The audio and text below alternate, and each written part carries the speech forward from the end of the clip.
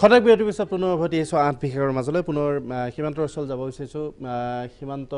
আৰু এটা যদি গান শুনো বুলি কওঁ তাৰ কথা পাতিম আমি আৰু এটা যদি গান শুনো বুলি কওঁ ডেগাৰ মাৰি নেকি মই ডেগাৰ মাৰি গানটো শুনাই নিম কিয় এই গানটো ডেগাৰ নে দিগাৰ মানে গানটো আচলতে ডেগাৰ কিন্তু মই দিগাৰ বুলি কৈছোঁ দিগাৰ বুলি কোৱা হয় কিয় এই যিটো মানে এই গানটো আচলতে মেইন হেৰিটো জেগাটো আছিলে মাজুলীৰ এইটো আমাৰ হেৰিয়ে লিখিছিলে এক্স মিনিষ্টাৰ আছিলে তেখেতে লিখিছিলে ৰাজীৱ দা লিখিছিলে তো তেতিয়া মোক যেতিয়া ষ্টৰিটো আছে মোক লৈ পেলাই যেতিয়া কৈছে সিমান দিগাৰ বুলি মানে আমাৰ মানুহে দিগাৰ বুলি মানে ভাল পায় মানে চ' গুড মাতিলে তেনেকৈ গাওঁ ফনেটিক্সটো যেনেকুৱা গাই দিছোঁ গানটো ঐ কোকৰণি কলি জানৈ বুকু ফাটি মৰি যাং জানো যদিও তোক নাপাওঁ মই জানৈ নেজানা দেগাৰ মাৰি মৰি যাম হ'ব নৰিয়ানা ঐয়া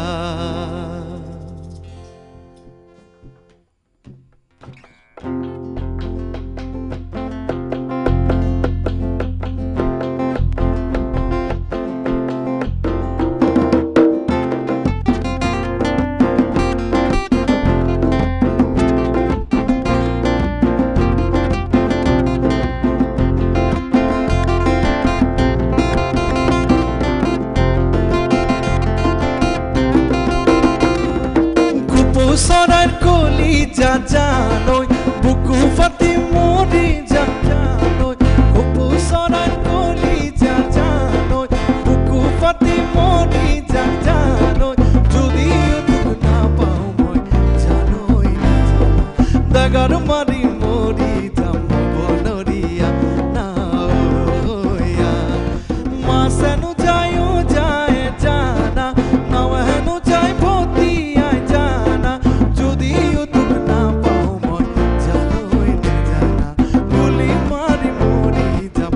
বনৰীয়া নাৱয়া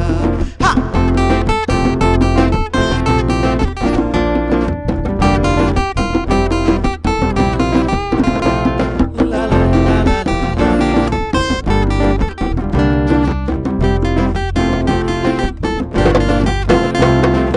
মাজুলীৰে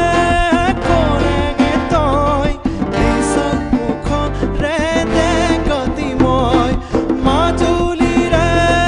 কৰেগে তই নিচক মুখৰে দেখতি মই বুজিও নুবুজ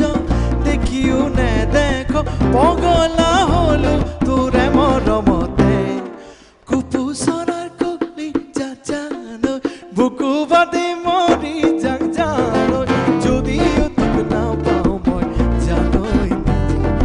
দেগাৰ মাৰি মৰি যাম গুলি মাৰি মৰি যাম নদীত যাবি মৰি যাম দেগাৰ মাৰি মৰি যাম বনৰীয়া নাৱয়া বনৰীয়া নাৱয়া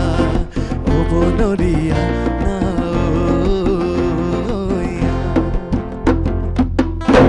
বিশেষকৈ ধেমাজি মাজুলী আৰু লখিমপুৰত এই গানটো বিশেষভাৱে জনপ্ৰিয় সেইটো চাইডে খুব জনপ্ৰিয় মই ধেমাজিত যাওঁতে দেখিছিলোঁ সাধাৰণভাৱে মানুহে গুণগুণাবলৈ হ'লেও এই গানটো গুণগুণাই দেখিছোঁ বহুত যুৱকৰ মুখত মই এইটো সৌভাগ্য যে ধেমাজিৰ ৰাইজে মোৰ গানটো ভাল পায় এবছলিউটলি মই বিৰতিলৈ যোৱাৰ আগতে এটা কথা কৈছিলোঁ যে বিশেষকৈ বিদেশৰ প্ৰৱাসী অসমীয়াসকলৰ মাজত বিশেষকৈ আমেৰিকাৰ অসমীয়া মানুহখিনিৰ মাজত বিশেষ জনপ্ৰিয়তা আছে কিয় বহুকেইখন অনুষ্ঠানো হয়তো আপুনি কৰিছে তাত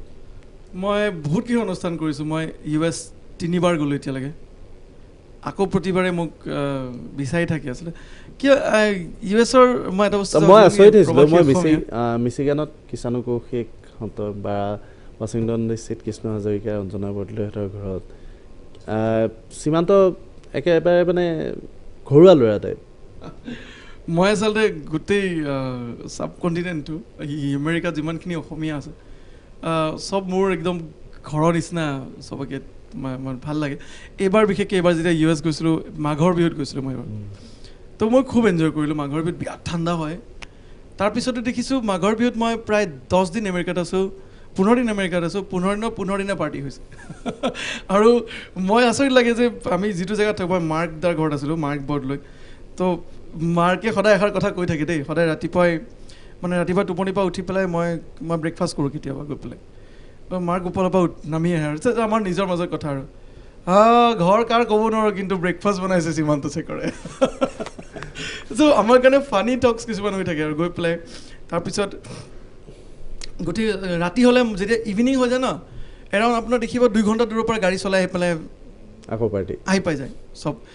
মই যেতিয়া সুধোঁ মই আপোনাৰ ঘৰ কিমান দূৰত, কৈছে মোৰ ঘৰ ইয়াৰ পৰা 3 ঘণ্টা দূৰত, কাৰোবাৰ 2 ঘণ্টা দূৰত। ইনফেক্ট স্ন' টাইমত 1-1.5 ঘণ্টা দূৰৰ পৰা গাড়ী আহি পেলাই যেতিয়া স্ন' দিয়ে ঘূৰি যাব নোৱাৰে, দূৰত্ব মানে তাত 160 মাইল এৰাউণ্ড তেনেকুৱা 60 মাইল 60-70 মাইল নাইবা 80-90 কিলোমিটাৰ দূৰত থাকে। মানে 150-200 কিলোমিটাৰৰ পৰা আহি ৰাতি পাৰ্টি কৰি, আৰু এনেকুৱা অৱস্থা হয় যে ৰাতি পাৰ্টি কৰি ঘূৰি যাব নোৱাৰা হয়। গতিকে কি কৰোঁ, গোটেইবিলাকে আমি তলতে ফ্ল'ৰত মানে মানে গোটেই অসমখন তাত মানে গোটেই আকৌ লৈ আহোঁগৈ, অসমীয়াটো ওলাই যায়। আৰু মই সঁচাকৈ বিৰাট এনজয় কৰোঁ গোটেইবিলাকৰ লগত, আই ৰিয়েলি এনজয়। আৰু তেখেতসকল আমাতকৈ বহুত বেছি আছামিজ, কিয়নো অসমৰ পৰা বাহিৰত থাকি যিটো অসমক মিছ কৰা যিটো অনুভূতি। হয়, মই এতিয়া মানে নামৰ সৈতে মোৰ ক'বলৈও বেয়া নালাগে, কৃষাণু কৌশিকৰ ছোৱালীজনীয়ে যিটো টিউনত অসমীয়া ক'ব পাৰে, কোৱাটোতো বাদেই দিয়ক, তাই অসমীয়াত জন্ম হোৱা ছোৱালী, মানে আমেৰিকাত জন্ম হোৱা ছোৱালীজনী, যেনেকুৱাকৈ তাই ভূপেন হাজৰিকাৰ গীত গাব পাৰে, জ্যোতিপ্ৰসাদৰ গীত গাব পাৰে, দেখি তবত মানিব লাগিব। এনেকুৱা আপুনি বিশ্বাস নকৰিব, আপুনিতো নিজে পাইছে। মই কৃষাণুদাৰ হেৰিয়ে কথা কৈছোঁ, কৃষাংগীৰে কথা কওঁ বা তেনেকুৱা বহুত কেইজন আছে, ইহঁতি তাহাঁতৰ যদি কথা কওঁ, মাক দেউতাকে ঘৰত ইংলিছত কথা পাতিলে কয় মই ইংৰাজী বুজি নাপাওঁ, অসমীয়াত কথা হয়। এইটো খুব ইণ্টাৰেষ্টিং। আৰু আমাৰ ইয়াত দেখিছোঁ অসমীয়াত নহয়, ঘৰত পাৰিলে ইংৰাজীত কথা পাতিব, ভাবে যে মোৰ ল'ৰাটো যদি ঘৰত মই কথা পাতোঁ ইংলিছত ফ্লুৱেণ্ট হ'ব, এডভান্স হ'ব। কিন্তু সঁচা কথা ক'বলৈ গ'লে নিজৰ যদি মাদাৰ লেংগুৱেজটো ভালকৈ গম পায়, তেতিয়াহ'লে চব লেংগুৱেজ আপুনি আয়ত্ব কৰিব পাৰিব। আৰু সেইটো বস্তু মই আমেৰিকাত দেখিছোঁ যে তেখেতসকলে কয় যে আমি ইংৰাজীত কথা নাপাতোঁ, আমি ঘৰত অসমীয়াত কথা পাতোঁ। আৰু কৃষাণুদাই মোক ধুনীয়া কথা এটা কৈছিলে যে মোৰ ছোৱালী যেতিয়া মোক কিবা ইংলিছত সোধে, মই কওঁ অসমীয়াত কওঁ মই বুজি পোৱা নাই। খুব ইণ্টাৰেষ্টিং লাগে। আৰু তেখেতসকলে অসমীয়া কালচাৰটো তাত জীয়াই ৰাখিব চেষ্টা কৰিছে, আগবঢ়াই নিব চেষ্টা কৰিছে, আৰু দেটছ ৰিয়েলি ফেণ্টাষ্টিক। আৰু এটা গীত শুনো, জিলেলে জিলেলেটো শুনো নি বাৰু? তাৰমানে কেনেবাকৈ যদি জিলেলে মই পাহৰি যাওঁ, ৰৈ যায়, তেতিয়াহ'লে আমাৰ দৰ্শকে নিশ্চয় ক্ষমা নকৰিব। চিয়'ৰ চিয়'ৰ। অসমবাসী ৰাইজক বিহুৰ শুভেচ্ছা দিছোঁ আমি। আপোনালোকৰ বিহুটো বিৰাট ধুনীয়া হওক, বিৰাট ভাল পাওক। এইবাৰ বিহুটো যিবিলাকৰ বিয়া হোৱা নাই বিয়া পাতক, যিবিলাকৰ প্ৰেম হোৱা নাই প্ৰেম হওক। বিহুটো ৰোমাঞ্চৰ উৎসৱ, বিহুটো কোনো ৰিজনেল ফেষ্টিভেল, কোনো আমাৰ হেৰি নহয়, ধাৰ্মিক উৎসৱ নহয় চাগে। বিহুটো আমাৰ মৰমৰ উৎসৱ, প্ৰকৃতিৰ উৎসৱ।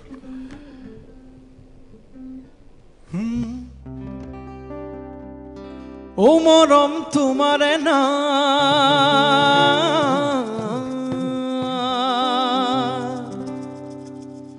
ও মৰম লিখি ললো কলিজাৰ তেজেৰে মই মুচিব নোৱাৰাকৈ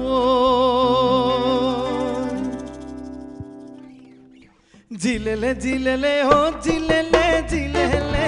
যাবগৈ লাগিব মই অৰুণাচললে জিলেলে জিলেলে ও জিলেলে জিলেলে যাবগৈ লাগিব মই অৰুণাচললে তাইতে উঠ তাইতে যাব নোৱাৰো মই বগাব বান্দৰ বিৰি এটি জ্বলাই বেগাই যাব লাগিব তেতিয়াহে তোমাক লগ তেতিয়াহে তোমাক লগ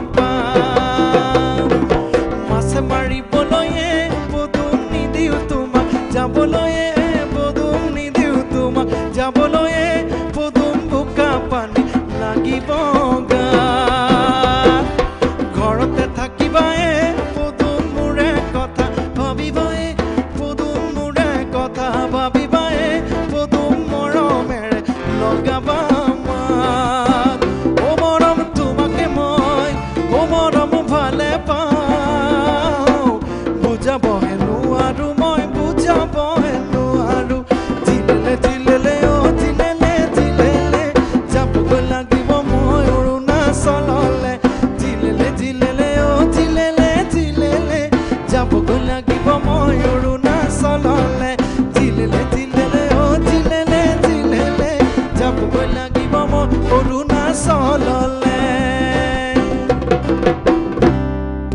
অন্যতম এটা সীমান্ত শেখৰৰ জনপ্ৰিয় গান এইটোৰ ভিউজ অলৰেডি 1 মিলিয়ন ক্ৰছ কৰিছে হয় হয় মই যদি ইউটিউবত যাওঁ দেখোঁ এটা লিংকত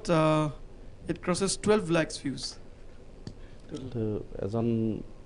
গায়কৰ বাবে শিল্পী বুলি ক'ব নিবিচাৰে যেতিয়া মই কথাটো কৈছোঁ এজন গায়কৰ বাবে ডাঙৰ কৃতিত্ব ডাঙৰ মানে কি বুলি কয় ডাঙৰ পুৰস্কাৰ এজন শিল্পীৰ বাবে এই যে এমাহ ধৰি অনুষ্ঠানত এতিয়া ওলাই যোৱা হ'ব গোটেই অসমখন মোৰ কাষৰীয়াৰ পৰা ধুবুৰীলৈ ঘূৰা যাব সেইটো অভিজ্ঞতা কেনেধৰণৰ অভিজ্ঞতা কেনেকুৱা লাগে কৰি নে এনেই দায়বদ্ধতাৰ খাতিৰত কৰা হয় নে নিজে কৰি এনজয় কৰা যায় প্ৰাঞ্জল আপুনি খুব ধুনীয়া কথা এটা সুধিছে মই কেইটামান কথা ক'ব বিচাৰিছোঁ এইটো আচলতে অসমীয়া প্ৰতিজন গায়কৰ দায়বদ্ধতা কিয় মই দায়বদ্ধতা বুলি কৈছোঁ আজি যিবোৰ বিতৰ্কৰ সৃষ্টি হয় ফাংচনত গণ্ডগোল হয় ছিংগাৰে ভালকৈ গান নাগায় টাইমত নাযায় মাদক দ্ৰব্য সেৱন কৰে বহুত কথা আপোনালোকৰ নিজৰ জৰিয়তে মই পাই থাকোঁ শুনি থাকোঁ কিন্তু এইটো আচলতে প্ৰতিজন গায়কৰ দায়বদ্ধতা কাৰণ অসমৰ ৰাইজে যেতিয়া ফাংচন এখনলৈ মাতে বহুত আগ্ৰহেৰে তাত ৰৈ থাকে মই গৈ পোৱাৰ বহুত আগত ৰাইজ আহি ৰখি থাকে চকী পূৰ্ণ কৰি গৈ থাকে বছৰজোৰাৰ প্ৰতীক্ষা আৰু সেই গোটেইখিনি ৰাইজ মোৰ কাৰণে সন্ধিয়াৰ পৰা ৰৈ থাকে মই 10টা বজাত মই ৰাতি 5 ষ্টেজত উঠিম কিন্তু তেখেতসকলতো 6টাতে যায় 7টাতে যায় কিন্তু এটা আশাত যায় যে গায়কজন আহিব বা সীমান্ত আহিব সীমান্তই গান গাব গান শুনিম মোৰ প্ৰথম দায়বদ্ধতা সেইটো যে মই মোৰ কাৰণে ৰৈ থকা প্ৰতিজন মোক ভাল পোৱা শ্ৰোতাৰ মন জয় কৰিবলৈ মই চেষ্টা কৰিব লাগিব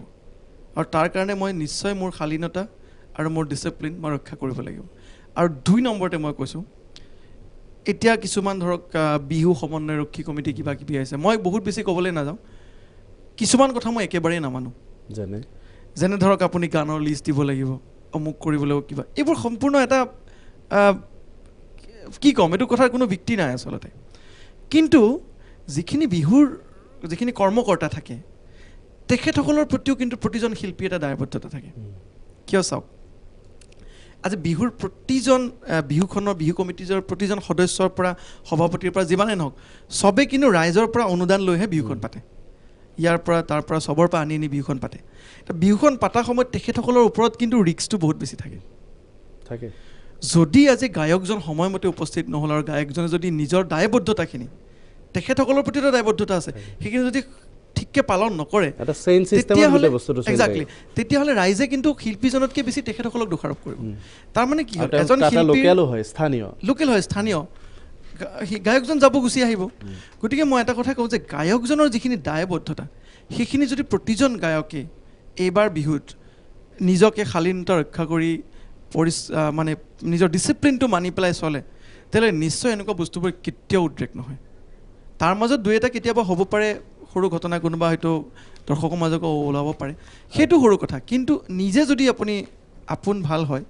তেতিয়াহ'লে নিশ্চয় গোটেই জগতখন আপোনাৰ কাৰণে ভাল মই এইটো বস্তু বিচাৰোঁ যে প্ৰতিজন শিল্পীয়ে এইবাৰ যোনে বিহু মঞ্চ কৰিব সকলোৱে যদি নিজৰ শালীনতা নিজৰ দায়িত্ব